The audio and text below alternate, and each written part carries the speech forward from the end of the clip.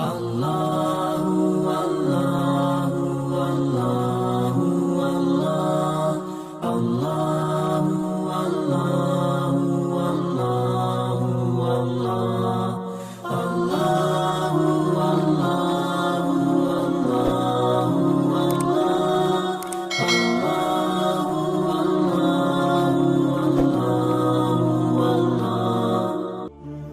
Assalamualaikum warahmatullahi wabarakatuh. Bersyukur kepada Allah dengan mengucapkan Alhamdulillah dan bersolawat kepada junjungan kita Nabi besar, Nabi Agung Sayyidina wa Maulana Muhammad dengan ucapan Allahumma sholli ala Sayyidina wa Maulana Muhammad. Dimanapun Anda berada, semoga selalu dalam genangan rahmat Allah. Amin ya Rabbal Alamin. Mudah-mudahan kita semua dipanjangkan umur kita, sehatkan badan kita, dilapangkan rezeki kita, dimudahkan segala urusan kita, kabulkan semua hajat-hajat kita. Wa hajatid dunya bil maisarah, wa hajatil akhirah bil maghfirah. Amin amin ya Rabbal Alamin. Sejak Islam turun di muka bumi melalui sang utusan Muhammad SAW, sejak itulah agama Rasulullah yang berasal dari golongan lemah mendapat perlakuan kasar, bahkan penyiksaan yang amat keji dari para pembesar Quraisy yang berkuasa. Beberapa mereka bahkan menemui syahidnya saat menjalani penyiksaan. Berbeda dengan kaum lemah yang disiksa di tempat terbuka. Putra-putra tokoh Quraisy yang memeluk Islam ditindak langsung oleh keluarga mereka sendiri. Beberapa di antara mereka kebanyakan mendapat kurungan, serta diputusnya fasilitas kemewahan yang selama ini mereka nikmati di antara pemuda Quraisy yang memeluk Islam secara diam-diam. Adalah dua putra tokoh terpandang Quraisy, Suhail bin Amr. Di kalangan masyarakat Quraisy Mekah, Suhail begitu gencar memusuhi Muhammad SAW. Ia sering berbicara di depan halayak penduduk Mekah bahwa Muhammad SAW adalah seorang pendusta. Tapi justru ia lengah menguasai anak buahnya sendiri. Tanpa sepengetahuan Suhail, kedua putra kandungnya Abdullah dan Abu Jandal diam-diam telah memeluk Islam. Meski sama-sama telah memeluk Islam, Abdullah dan Abu Jandal menempuh cara yang berbeda dalam menjalani agama mereka. Abdullah yang memiliki sikap lebih tegas dan keras dibanding Abu Jandal, pada akhirnya memilih untuk mengungkap identitas keislamannya di depan sang ayah. Ketahuilah ayah, aku telah memeluk Islam dan menjadi pengikut Nabi Muhammad serta menolak Lata dan Uzza. Sikap Abdullah yang terang-terangan ini sudah tentu menyurut amarah sang ayah. Namun, bagi Abdullah ia merasa lebih nyaman hidup sebagai seorang muslim yang seutuhnya, tanpa harus menutup-nutupi identitasnya, termasuk di depan ayahnya sendiri. Meski ia sadar dengan terungkapnya keislamannya, kebebasan hidupnya akan menjadi terancam. Kau bukan anakku lagi, keluar. Maka saat turun perintah hijrah pertama ke negeri Habasyah, Abdullah begitu bersemangat menyambutnya bersama kaum muslimin lainnya. Ia rela berpergian ke negeri yang jauh sekalipun untuk mencari kenyamanan dalam beribadah. Berbeda dengan Abu Jandal yang saudara kandung Abdullah, Abu Jandal lebih memilih untuk menutupi keislamannya di depan sang ayah serta masyarakat Mekah. Abu Jandal tak sampai hati melukai perasaan ayahnya jika sang ayah mengetahui keislamannya. Ini adalah perasaan tidak enak yang tidak pada tempatnya. Abu Jandal merasa tidak enak, atau mungkin dia merasa tidak mau menyakiti orang tuanya kalau dia masuk Islam. Padahal ini tidak pada tempatnya, karena menuruti makhluk untuk maksiat kepadanya, Khalik, jelas sebuah kesalahan. Maka sekembalinya Abdullah bin Suhail dari negeri Habasyah, Disinilah dia mulai menerima perlakuan keras dari keluarganya sebagai reaksi atas keputusan Abdullah yang menjadi pengikut ajaran Rasulullah SAW. Diam-diam sang ayah telah mengatur sebuah rencana untuk menangkap Abdullah. Rencana yang bahkan tanpa diketahui oleh Abu Jandal. Dikatakan oleh sang ayah bahwa saudara-saudaranya ingin mengetahui ajaran yang disampaikan oleh Rasulullah SAW melalui penjelasan Abdullah. Namun belum sempat Abdullah menjelaskan, tiba-tiba saudaranya menangkapnya. "Ayah, apa-apaan ini? Kau menipuku, Abu Jandal. Aku bersumpah tidak melakukannya. Ayah." Atas perintah sang ayah, Abdullah dikurung di dalam sebuah kurungan dengan kaki terikat rantai. Abu Jandal yang tidak terima dengan perlakuan sang ayah terhadap saudaranya, akhirnya turut mengungkap identitas keislamannya pada sang ayah. Maka saat itu juga Abu Jandal menerima hukuman yang sama dengan Abdullah dan ikut dimasukkan ke dalam kurungan dengan kaki yang dirantai. Suhail yang merasa kecewa dengan kedua anaknya, ia berharap hukuman kurungan dapat mengembalikan kesadaran kedua putra kandungnya. Tapi berada di satu kurungan justru menjadi momen membanggakan bagi Abdullah dan Abu Jandal. Meski fisik mereka berada dalam kurungan, mereka sadar bahwa sebenarnya mereka telah terlepas dari belenggu batin ayahnya yang selama ini meminta mereka memusuhi Rasulullah SAW. Selama keduanya berada di dalam kurungan, bahkan ketika Rasulullah SAW beserta umat Islam hijrah ke Madinah, mereka tetap terbelenggu, tak mampu melakukan apa-apa. Ayah mereka begitu ketat mengawasi keduanya. Sampai di tahun kedua Hijriyah, kaum Quraisy bersiap mengirimkan sejumlah besar pasukan untuk menghadapi kaum muslimin Madinah. Suhail bin Amr sebagai tokoh terpandang Quraisy tentu tak akan melewatkan momen penting ini. Sebelum berangkat, Suhail menyempatkan diri untuk mengabari kedua putranya. Tiba-tiba Abdullah, putranya yang selama ini paling keras menentangnya, menyatakan akan ikut berperang melawan pasukan muslimin. "Aku ingin ikut berangkat berperang bersamamu. Kau pikir kau bisa mengelabui ayahmu?" "Wahai Abdullah." Meskipun awalnya sang ayah tak langsung percaya, namun Abdullah berhasil meyakinkan sang ayah bahwa kini ia ingin menebus kesalahannya dengan turut berperang bersama sang ayah. Abdullah akhirnya dibebaskan. Maka berangkatlah Suhail dan Abdullah beserta kaum Quraisy lainnya ke medan Badar untuk berperang melawan kaum muslimin. Namun sesampainya di Badar, Abdullah tiba-tiba saja melarikan diri dari barisan Quraisy dan masuk ke dalam barisan muslimin. "Abdullah bin Suhail, anakmu itu, kenapa dia? Dia lari ke pasukan Muhammad." Ternyata Abdullah telah memperdaya ayahnya. Sang ayah seperti kebakaran jenggot karena Abdullah telah mencoreng wajahnya di hadapan tokoh Quraisy lainnya. Umat Islam begitu senang menyambut Abdullah bin Suhail. Namun mereka juga menanyakan kenapa Abu Jandal tak hadir bersamanya. Barulah diketahui bahwa sebenarnya Abu Jandal yang begitu lembut hatinya tak sampai hati berperang melawan ayahnya serta saudara-saudaranya yang berada di pihak musuh. Abu Jandal lebih memilih untuk tetap berada di dalam kurungan. Pasukan muslimin yang hanya berjumlah 300 orang justru berhasil mematahkan kekuatan kaum Quraisy yang mencapai 1000 orang. Pasukan Quraisy kocar-kacir menerima gempuran dari kaum muslimin yang bertarung dengan semangat jihad yang luar biasa. Hingga akhirnya kemenangan mutlak berada di pihak kaum muslimin.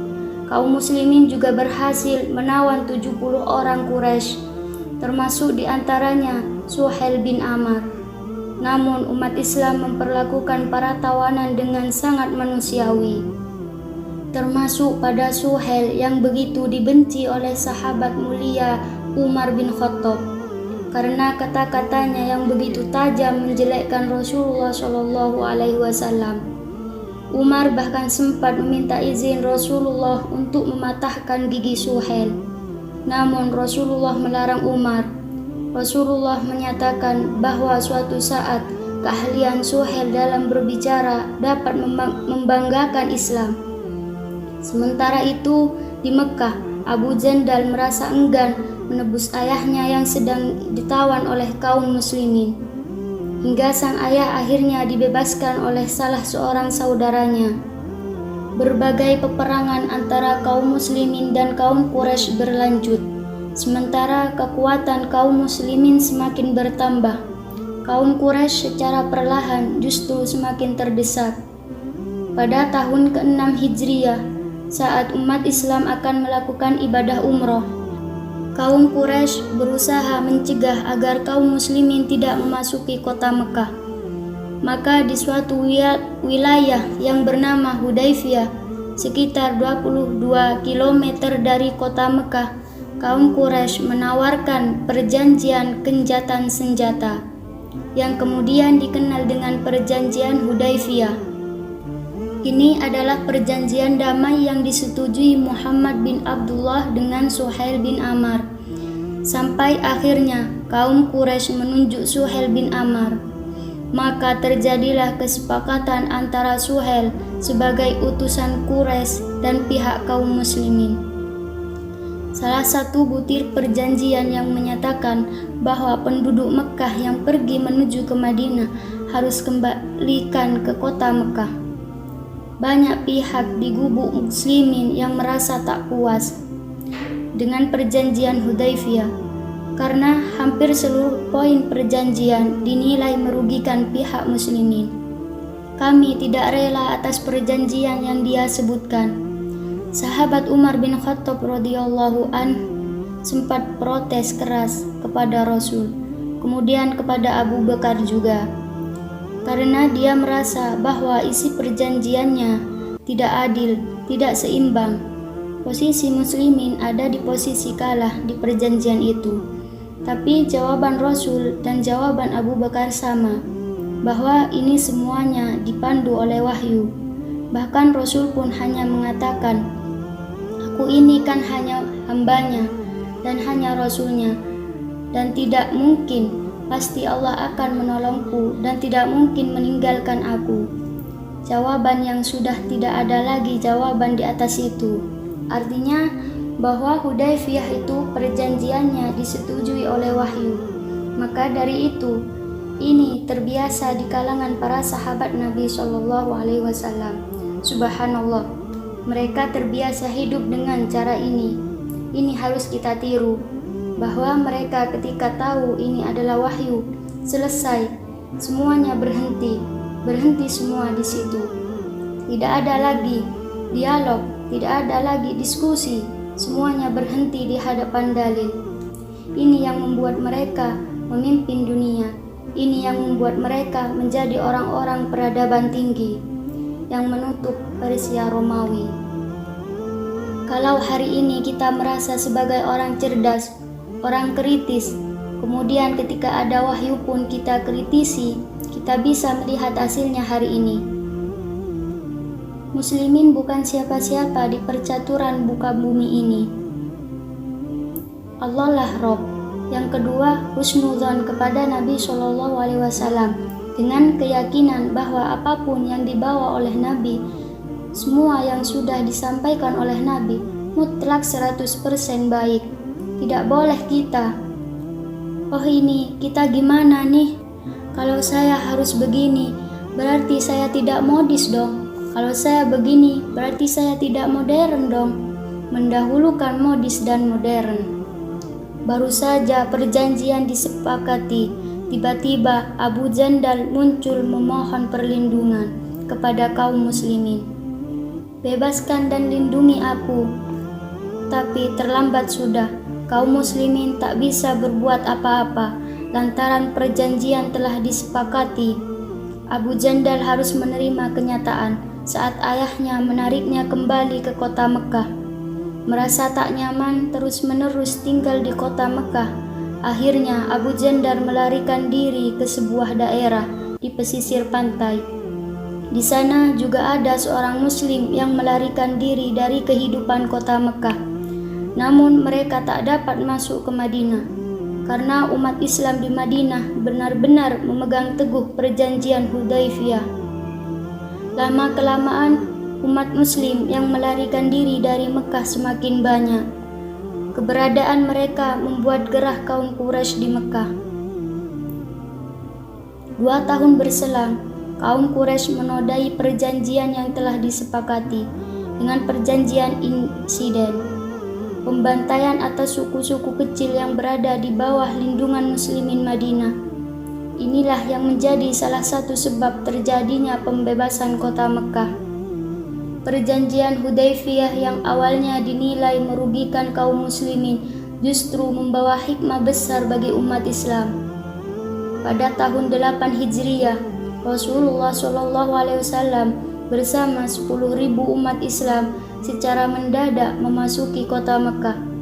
Mereka berhasil membebaskan Mekah sebagai kota yang suci dari segala macam kemusyrikan. Suhail yang merasa terancam tak berani menampakkan batang hidungnya. "Siapa itu? Bukalah, wahai ayah." Ia hanya mengurung diri di dalam rumahnya, sampai akhirnya datanglah putranya membawa jaminan keamanan bagi dirinya. "Rasulullah telah menjamin keselamatanmu, jadi jangan takut. Benarkah kau yang minta jaminan keselamatan untukku?" "Abdullah, dia yang minta jaminan keselamatan untukmu." Maka di peristiwa Fathu Mekah inilah Suhail bin Amr melepaskan pakaian jahiliyahnya dan meyakini Islam sebagai agama yang sebenarnya. Keislaman Suhail menjadi kabar yang ditunggu-tunggu bagi kedua putranya. Sebab ayah mereka yang cerdas dan terpandang kini berada di barisan umat Islam dan siap menorehkan sejarah kebesarannya. Keislaman Suhail tak semata takut karena jumlah muslimin yang bernominasi. Ia tercatat menjadi orang yang sungguh-sungguh bertaubat setelah menjadi seorang muslim. Hingga Rasulullah SAW wafat di tahun 11 Hijriah, Suhail tetap teguh meyakini Islam. Rasulullah wafat, tapi setelah beliau wafat, kita tidak akan taat pada siapapun, bahkan di tengah kemurtatan yang melanda Jazirah Arab. Di masa Khalifah Abu Bakar As-Siddiq, keimanannya tak sedikit pun goyah. Ia justru kembali memainkan perangnya. "Betapa buruknya pidatomu. Menyingkirlah, semoga Allah memburukkan rupa dan perkataanmu. Menyingkirlah, wahai penduduk Mekah. Kalian jangan jadi orang yang terakhir masuk Islam, lalu menjadi yang pertama murtad." Suhail berbicara di tengah masyarakat Mekah. Ia berhasil meyakinkan mereka agar tidak kembali ke jalan yang sesat. Inilah pembuktian kalimat Rasulullah SAW pada Umar bin Khattab saat Rasulullah melarang Umar mematahkan gigi Suhail bin Amr. Yang paling mulia dan dekat dengan Rasulullah adalah orang yang paling royal kepadanya. Dia yang menjaga agamanya dan dia yang menjalankan sunnahnya. Jagalah Allah agar tetap di hatimu. Kedua putra Suhail kini begitu bangga terhadap apa yang dilakukan oleh ayah mereka. Kini mereka berdiri dalam satu barisan membela Islam. Keluarga Suhail bin Amr lalu melibatkan diri pada perang yang lama melawan gerakan murtad yang diusung Musailamah Al-Kadzab. Inilah perang terbesar melawan gerakan murtad. Peperangan inilah Abdullah bin Suhail menemui syahidnya. Abdullah wafat, kemudian Abu Bakar radhiyallahu an bertemu nanti dengan Suhail sang ayah. Kesedihan mendalam dirasakan Suhail dan Abu Jandal Syahidnya Abdullah mengingatkan betapa ia begitu gigih dengan pendiriannya memeluk Islam. Syahidnya Abdullah sebagai pembela agama Allah kelak akan meringankan dosa-dosa ayahnya, bahkan mampu memberikan syafaat di akhirat kelak, sebab anak-anak yang soleh mampu memberikan syafaat bagi orang tuanya. Semoga dalam kisah ini dapat memotivasi kita untuk selalu berpegang teguh dalam agama Islam. Semoga bermanfaat. Wallahu a'lam.